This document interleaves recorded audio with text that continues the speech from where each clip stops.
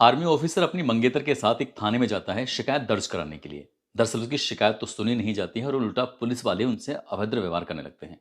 हद तो तब हो जाती है जब उस आर्मी ऑफिसर के पास एक पुलिस वाला जाता है, उसकी पैंट उतरवाई जाती है और पैंट उतरवाने के बाद शायद कुछ देखने की कोशिश कर रहे थे। यहाँ से हटने के बाद वो पुलिस वाले उस आर्मी ऑफिसर की मंगेतर के पास जाते हैं। उसके अंडरगारमेंट्स तक उतरवा ली जाते हैं और एक सीने में जोर की लात मारी जाती है। यहाँ से लात मारने के बाद उसके बाद फिर थानेदार आता है और थानेदार ने अपनी पैंट उतारी उस महिला के सामने और पैंट उतारने के बाद अश्लील बातें करने लगता है, गंदी संदी बातें करने लगता है। वो रो रही थी, चीख रही थी, चिल्ला रही थी और इस तरह की बातें करने से कह रही थी, बचने की अपील कर रही थी, लेकिन सामने वालों के कानों तक आवाज ही नहीं पहुंच रही थी। कई दिन बीत जाते हैं और उस महिला का रोते हुए सोशल मीडिया पर एक वीडियो वायरल हो जाता है। उसके बाद एक के बाद एक कई वीडियो वायरल होते हैं। बात वहीं तक नहीं थमती बल्कि देश की राजधानी दिल्ली तक पहुंच जाती है। अब पक्ष हो या विपक्ष हो, सोशल मीडिया पर अलग अलग तरह के लोग अलग अलग तरह की बातें करने लगते हैं। सोशल मीडिया पर जो ये तमाम अखबार हैं, टेलीविज़न हैं, तो अपने अपने हिसाब से न्यूज़ रिपोर्टिंग करना शुरू कर देते हैं। और जब ये न्यूज़ रिपोर्ट होती है तब लोगों को इस पूरी कहानी पर गुस्सा आता है। लोग ये सोचने पर मजबूर हो जाते हैं कि आखिरकार पुलिस का काम रक्षा करना होता है, वो भक्षक कैसे बन सकती है। आइए पूरी कहानी जानते हैं, उस आर्मी ऑफिसर के साथ क्या हुआ और वो महिला जो कि एक रिटायर्ड ब्रिगेडियर की बेटी होती है, उसके साथ इन पुलिस वालों ने और बाकी लोगों ने क्या किया था। आदाब, नमस्कार, सत श्री अकाल। मैं उस्मान सैफी। आज की जो सच्ची घटना मैं आपको सुनाने जा रहा हूँ, ये सच्ची घटना है उड़ीसा प्रदेश की राजधानी भुवनेश्वर की। भुवनेश्वर के पास एक थाना लगता है भरतपुर। बात कर रहा हूँ 15 सितंबर 2024 की रात लगभग 1 बजे के आसपास। एक महिला ने अपना रेस्टोरेंट बंद किया। इसी बीच में उसका मंगेतर आ जाता है। मंगेतर और वो महिला दोनों एक कार में बैठते हैं और कार में बैठने के बाद अपने रेस्टोरेंट से निकले थे भुवनेश्वर जाने के लिए। जैसे रास्ते में जा रहे हैं तो 3 कार उनके कभी आगे हो जाती हैं तो कभी पीछे हो जाती हैं। उन कार सवार जो लड़के बैठे हुए थे या बदमाश बैठे हुए थे, उन्होंने इस महिला को और उसके मंगेतर को देखा और उसके बाद फिर आप देखा ना ताप देखा, उनकी गाड़ी को रोक लिया। जैसे ही गाड़ी को रोका जाता है उसके बाद फिर महिला से कहा-सुनी शुरू हो जाती है। कहा-सुनी कुछ इस तरह से शुरू होती है कि तुम इसे दिल्ली मत समझना, ये दिल्ली नहीं है, बल्कि ये भुवनेश्वर है, ये उड़ीसा है।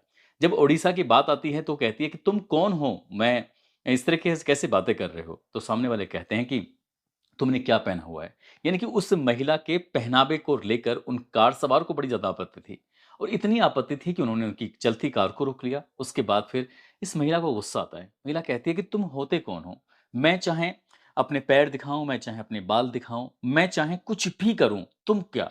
जब इस तरह की बात आती है तभी वो लड़का कहता है कि तुम मोहन मांझी को जानती हो? मोहन मांझी। जैसे मोहन मांझी का नाम आता है तो महिला कहती है कौन है? तो तभी इधर से आवाज़ आती है, अरे मोहन मांझी यहाँ यानी कि ओडिशा का प्रधानमंत्री है। जैसे प्रधानमंत्री की बात आती है, हालाँकि ओडिशा भारत का ही एक राज्य है और उस राज्य के मुख्यमंत्री मोहन मांझी ज़रूर हो सकते हैं, लेकिन ये प्रधानमंत्री की जो बात आती है वो महिला और वो जो उसके साथ व्यक्ति उसका मंगेतर होता है, वो यहाँ से अलग जाने लगते हैं, इनसे दूर जाने लगते हैं क्योंकि उनका मकसद था कि वो राह चलते लोगों से भिड़ना नहीं चाहते थे ताकि कोई बात ज़्यादा ख़राब ना हो जाए। वैसे भी रात के 1 सवा बजे के आसपास का वक्त हो रहा था। वो अपनी कार के पास जाते हैं और जैसे वो व्यक्ति अपने मंगेतर को लेकर अलग जा रहा है, तब इस भीड़ में से कुछ लोग जाते हैं और उस महिला के साथ और उसके मंगेतर के साथ अवैध व्यवहार करने लगते हैं। हद तो तब हो जाती है जब हाथापाई तक की नौबत आती है। लेकिन वो दोनों किसी तरकीब से वहाँ से अपनी गाड़ी में बैठते हैं और गाड़ी में बैठने के बाद भाग जाते हैं। भागने के बाद अपनी गाड़ी में बैठे हुए थे, दोनों आपस में सलाह-मशवरा करते हैं कि आज जो भी कुछ हुआ है, वो अच्छा नहीं हुआ है, गलत हुआ है। इसलिए ऐसा ना हो कि वो हमारा पीछा करें, फिर दोबारा से आएँ, फिर दोबारा से बदतमीज़ी करना शुरू कर दें। इसलिए हमें नज़दीकी पुलिस स्टेशन जाना चाहिए और जो भी हमारे साथ हुआ है, इस पूरी बात को बताना चाहिए। कहीं ऐसा ना हो कि ये किसी और के साथ भी ऐसा ही करें या फिर से हमारा पीछा करके कहीं हमारे साथ ऐसा ना करें। दोनों यानी कि दोनों जो लड़का है और लड़की है, आपस में तय कर लेते हैं और नज़दीकी पुलिस स्टेशन लगता है भरतपुर। वहाँ लगभग रात के 2 बजे के आसपास 15 सितंबर 2024 की रात 2 बजे के आसपास जब उसमें पहुँचते हैं तो रिसेप्शन पर एक लेडी कांस्टेबल जिसने कि अपनी नाइटी पहनी हुई है। नाइटी वो जो महिलाएँ रात को अपने कपड़े पहन के सो जाती हैं, उस लिबास में बैठी हुई थी। तभी इस लड़की ने जाकर पूरी कहानी बयाँ करने की कोशिश की, बताने की कोशिश की कि हमारे साथ कुछ ऐसा हुआ है।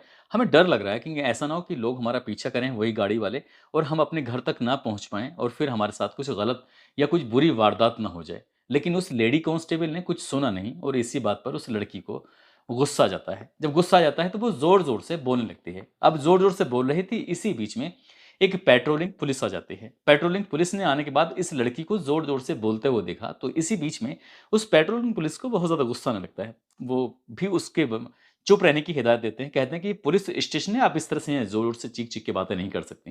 तभी वो लड़की कहती है कि जो मेरे साथ हुआ है, वो किसी के साथ भी हुआ तो वो चीखेगा ही, चिल्लाएगा ही। आप समझने की कोशिश क्यों नहीं करते हो? आपको पता नहीं है कि हमारे साथ कोई भी बड़ी वारदात हो सकती है। वो कई लोग हैं, उनके पास 3 गाड़ियाँ हैं, तो इसलिए हमारी आप मदद करिए। लेकिन पुलिस सुनती नहीं है। लड़की जब चीखने लगती है, तो इसी बीच में जब पुलिस वाले अपना काम नहीं कर रहे थे, तो जो लड़का साथ में उसके होता है, अपना मोबाइल निकालता है और मोबाइल निकालने के बाद वो वीडियो बनाना शुरू कर देता है। बस उसका वीडियो बनाने का ही कसूर था, क्योंकि वो देखना चाह रहा था कि किस तरह से पुलिस काम करती है। और वो वीडियो शायद बनाने का उद्देश्य यही था कि वो किसी को दिखाना भी चाहता, पब्लिक को, कि देखो यहाँ की पुलिस कुछ इस तरह से काम करती है। जैसे ही पुलिस ने देखा कि वो लड़का वीडियो बना रहा है, उसको पकड़ा जाता है, पकड़ के खींचते हुए लेके जाते हैं, उसको हवालात में बंद कर देते हैं। जैसे ही उसे हवालात में बंद कर रहे थे, वो लड़की और ज़ोर से चीखने लगती है और वो कहने लगती है कि आर्मी ऑफिसर के साथ आप इस तरह की हरकत नहीं कर सकते, आप इस तरह की बदतमीज़ी नहीं कर सकते। आपको पता नहीं है, ये सिख रेजिमेंट रेजिमेंट के मेजर हैं। जैसे ये बताया जाता है, तो पुलिस वाले हँसने लगते हैं। उन्हें लगता है कि शायद कि मज़ाक चल रहा है। तभी इसी बीच में पुलिस वालों ने जाकर उस व्यक्ति, उस लड़के का जो मेजर है, जो आर्मी में है, और उसकी जाके पैंट उतरवाई जाती है। ऐसा आरोप लगाया जाता है। जब पैंट उतरवाई जाती है, देखा जाता है कि वो कौन है, क्या है। उसके बाद फिर वहाँ से वापस आते हैं और वो लड़की जब चीख रही थी, चिल्ला रही थी, तो इसी बीच में 2 पुलिस वाली उसके पास पहुँचती हैं और उस लड़की को चुप रहने की हिदायत दी जाती है। और जब लड़की चुप नहीं होती है, तो वहाँ से वो अलग हटने लगती है। और जब अलग हट रही थी, तभी लेडी कांस्टेबल ने उसका हाथ पकड़ा और जैसे ही उसने लेडी कांस्टेबल ने उस लड़की का हाथ पकड़ा, तो उसने बहुत ज़ोर से उस पुलिस वाले के हाथ में काट लिया। बस पुलिस वाली के हाथ में काटना था, उसके बाद उस लड़की के हाथ बाँधे जाते हैं, उस लड़की के पैर बाँधे जाते हैं और अगले 30 मिनट तक इसी तरह से वो लड़की चीख रही थी, चिल्ला रही थी। अब यहाँ से जो थानेदार था, वो भी आ जाता है, बाकी और पुलिस वाले भी आ जाते हैं। और पुलिस वाले ने एक, जो बताया जाता है कि एक ऑफिसर होता है, उसने आकर उस लड़की के शायद कपड़े उतरवाए, उसके अंडरगारमेंट्स भी उतरवाए और ज़ोर से, गुस्से में उस लड़की को बहुत ज़ोर की एक लात मारी जाती है। इतनी ज़ोर की लात मारी जाती है कि वो रोने लगती है, चीखने लगती है, चिल्लाने लगती है। इसी बीच में थानेदार आता है। थानेदार अपनी पैंट उतार देता है और पैंट उतारने के बाद उसके सामने कुछ ऐसी गंदी, भद्दी-वद्दी बातें कर रहा था, ऐसी अश्लील बातें कर रहा था, जो शायद बातें नहीं करनी चाहिए थी। आधे घंटे से ज़्यादा तक ये सब चलता रहता है, तब जाकर वो लड़की शांत होती है। उसके बाद फिर यहाँ से एफआईआर दर्ज करा दी जाती है। पुलिस वाले जो एफआईआर दर्ज कर देते हैं और एफआईआर दर्ज जब हो जाती है, तो उसके बाद इन पर आरोप कुछ इस तरह से लगाया जाता है कि पुलिस स्टेशन में आते हैं, हंगामा करते हैं, पुलिस वालों के साथ मारपीट करते हैं और इसलिए इन्हें गिरफ्तार कर लिया जाता है।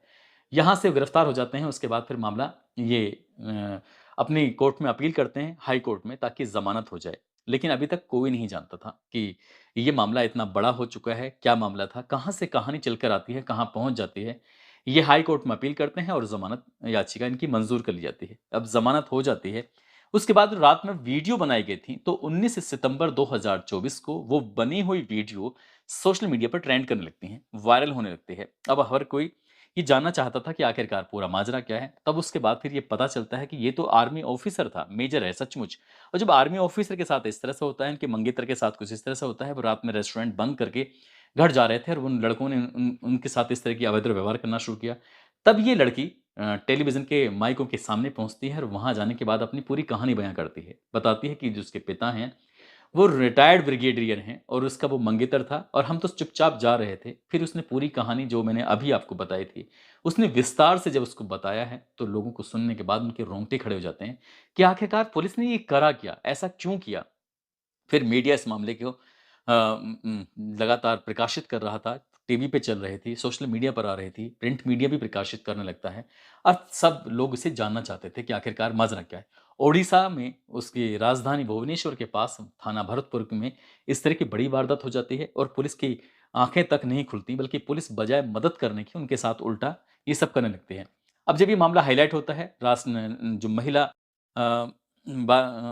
राष्ट्रीय महिला आयोग होता है, सरकार दबाव में आती है, विपक्ष सोशल मीडिया पर तमाम तरह की प्रतिक्रियाएँ देने लगता है। एक्स पर ये मामला ट्रेंडिंग करने लगता है। उसके बाद फिर सरकार में दबाव पड़ता है और दबाव पड़ने के बाद एफआईआर दर्ज की जाती है। पता चलता है कि 5 पुलिस वाले इसमें प्रथम दृष्टया दोषी पाए जाते हैं। उन्हें सस्पेंड कर दिया जाता है और उनके खिलाफ क्राइम ब्रांच के माध्यम से जांच बैठाई जाती है। 5 पुलिस वालों में इंस्पेक्टर कृष्ण मिश्रा होते हैं, सब इंस्पेक्टर वेस्लिना पांडा होते हैं और एएसआई सल्ली लयानी साहू और एएसआई सागरिका रथा, कांस्टेबल बलराम हांडा। ये 5 लोगों को प्रथम दृष्टया उनको दोषी मानते हुए उनको सस्पेंड कर दिया जाता है। इसके बाद ये पता करने की कोशिश की जाती है कि आखिरकार वो कौन थे जिन्होंने शुरुआत में इस लड़की के साथ और उसके मंगेतर जो आर्मी ऑफिसर होता है उसके साथ ये हरकतें की थी। पुलिस ने अपनी जांच बैठाई, उसके बाद पता करने की कोशिश की क्योंकि वो उनके चेहरे भी, उनकी वीडियो भी सोशल मीडिया पर वायरल होने लगते हैं। उनकी कार का नंबर ले लिया गया था। उसके बाद उन्हें पकड़ा जाता है तो पता चलता है कि वो इंजीनियरिंग कॉलेज के छात्र होते हैं और इंजीनियरिंग कॉलेज के छात्रों को राह चलती एक लड़की और उसके मंगेतर से इतनी दिक्कत होती है, गाड़ी रोककर उनके साथ अवैध व्यवहार करने लगते हैं। पुलिस ने उनमें से 7 लोगों को गिरफ्तार कर लिया। 7 स्टूडेंट ही होते हैं वो। राकेश नाइक, अभिलाष सावंत होते हैं, अमन कुमार, आदित्य रंजन बेहरा होते हैं, आकाश पडियारी होते हैं, हरीश मंता और आशीष कुमार। इन सातों को भी गिरफ्तार कर लिया जाता है। इनके खिलाफ भी संबंधित धाराओं में मुकदमा दर्ज कर लिया जाता है और इनसे जांच पड़ताल करने की कोशिश की जा रही है। अब उधर आर्मी का ऑफिसर है यानी कि मेजर साहब होते हैं। मेजर साहब की बात जब आर्मी तक पहुंचती है तो आर्मी को भी गुस्सा आता है। आर्मी ने भी साफ साफ चेतावनी दे दी थी कि यदि इस मामले में उचित कार्रवाई नहीं हुई तो आर्मी अपनी तरफ से एक्शन लेगी। अब आर्मी अब को तो खैर आप जानते हैं कि आर्मी तो कितनी ताकतवर है, पावरफुल है। यदि आर्मी अपनी सिप आ जाए तो फिर पुलिस उसके सामने करेगी क्या। अब इसमें कौन दोषी है, कौन दोषी नहीं है, इस मामले की जाँच-पड़ताल की जा रही है। लेकिन इस कहानी को जैसे हमने जाना है, जैसे हमने समझने की कोशिश की है, रिसर्च करने के माध्यम से पता चलता है कि लड़का-लड़की जा रहे हैं, लड़के उनको रोक लेते हैं, उनको उनका पहनावा पसंद नहीं आता है, उनकी बातचीत करने का ढंग पसंद नहीं आता है। कहते हैं कि ये दिल्ली नहीं बल्कि उड़ीसा है और ये यहाँ के प्रधानमंत्री मोहन मांझी हैं। तो ज़ाहिर-सी बात है कि उनके दिमाग में कुछ इस तरह की गर्मियाँ चल रही थी। वो कौन थे? क्यों इस तरह की हरकत कर रहे हैं? काश पुलिस के पास वो पहुँचे हुए थे, तो पुलिस ने अपनी ज़िम्मेदारी समझी होती, उनको घर पहुँचा देते और इनको भरोसा दिलाते कि जिन्होंने भी आपके साथ इस तरह की गंदी हरकत की है, हम उन्हें किसी भी कीमत पर बख्शेंगे नहीं।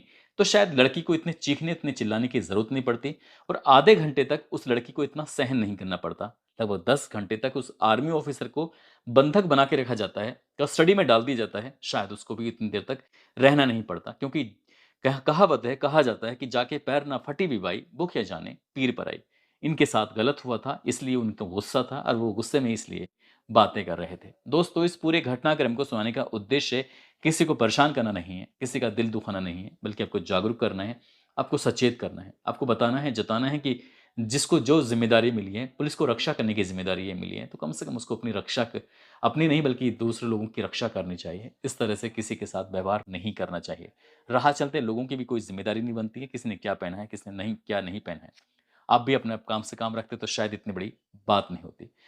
दोस्तों, आप सब लोग अपना ख़्याल रखें, सुरक्षित रहें। जय हिंद, जय भारत।